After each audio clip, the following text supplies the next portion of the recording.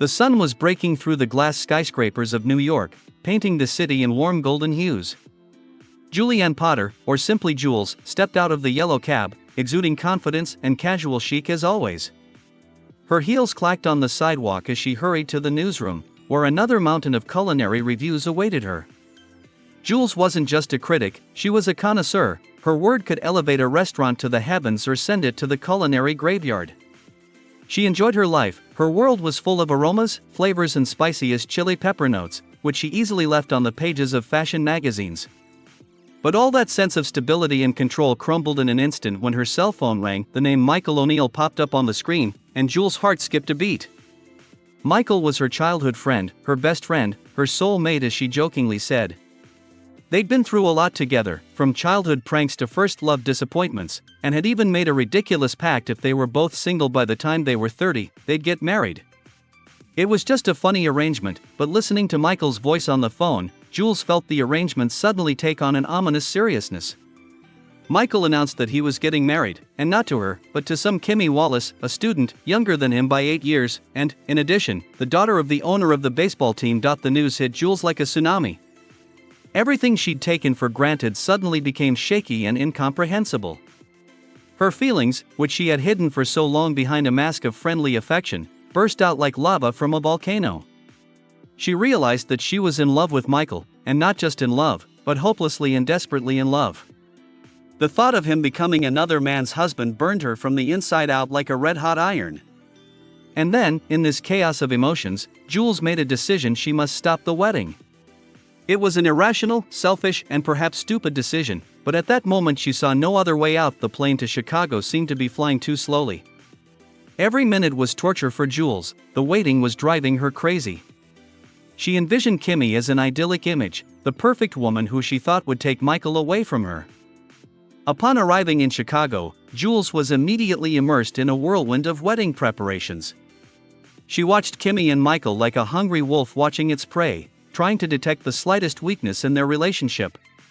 Kimmy, contrary to her expectations, was not an arrogant beauty, but a sweet and charming girl, with an innocent look and a radiant smile.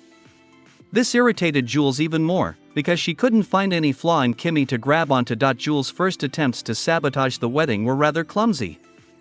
She tried to point out Kimmy's flaws to Michael, telling stories about her frivolity and superficiality, but Michael didn't seem to hear her. He was blinded by his love for Kimmy, and nothing could shake his confidence in his choice. Jules felt increasingly desperate. Her plan seemed to be coming apart at the seams with no results. In desperation, Jules turned to her old friend George for help. George did not hide his skepticism about her plan, but listened to her and tried to talk sense into her, but Jules was adamant. She told him about her love for Michael, and George, knowing her nature, realized that she would go to the end, despite all the possible consequences. He decided to support her, even though he realized that her scheme was doomed to failure. One night at Kimmy's bachelorette party, Jules lured her to a karaoke bar. She figured that if Kimmy embarrassed herself, Michael would finally open his eyes and realize that she was no match for him. But to her surprise, Kimmy, although she had no outstanding vocal data, sang the song with such sincerity and directness that she won the hearts of everyone present, including Michael. Jules felt bitterly disappointed. Her plan had failed again, and Kimmy seemed to become more attractive in Michael's eyes. Jules didn't stop there. She continued her scheming, setting up situations, creating more and more chaos and awkwardness. She used her awkwardness at the shooting range as another argument against her, but even that didn't work. The more she tried, the more she realized she was digging herself a hole. Not only were her actions not getting her any closer to her goal, but they were only making the situation worse. Michael began to suspect that Jules was acting strangely and began to distance himself from her. The night before the wedding, Jules, sitting in her room, felt her world crumbling. Her selfish actions hurt everyone around her, and she finally felt ashamed of her behavior. She realized that her love for Michael was not real, but rather a possessive desire to possess him. She realized that she had no right to interfere in his life, that her happiness should not depend on the unhappiness of others. On the day of the wedding, Jules arrived at the ceremony as a loser. She felt devastated and broken. As Michael and Kimmy recited their vows, she felt a heavy weight fall from her shoulders. She let go of her obsession and accepted the fact that Michael would no longer be hers. After the ceremony, Jules worked up the courage to talk to Michael. She told him how she felt, her crazy scheme to crash the wedding.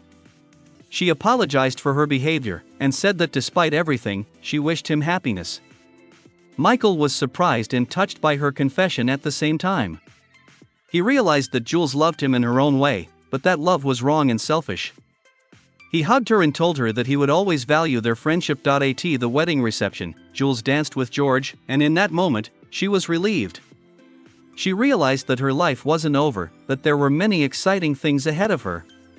She was able to let go of Michael, and that made her free. She realized that love could be different, that it didn't always have to be romantic. She found in George a true friend, a man who was always there for her and supported her no matter what. Jules realized that her journey of self-discovery had just begun and that there were many more discoveries and new opportunities ahead of her. She learned to value friendship, to love wholeheartedly, and to let go of those who don't belong to her. It was a story not only about love, but also about self-discovery, forgiveness, and how one can find happiness even after the most painful losses.